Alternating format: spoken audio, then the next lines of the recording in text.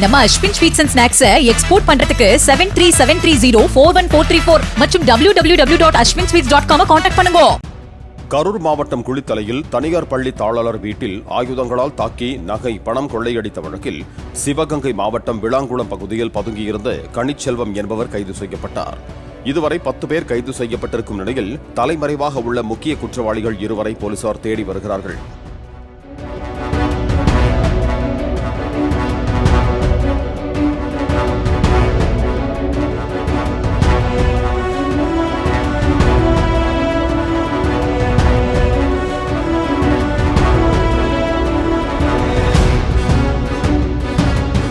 நம்ம Ashwin sweets and snacks export பண்றதுக்கு 7373041434 மற்றும் www.ashwinsweets.com கான்டாக்ட் பண்ணுங்க.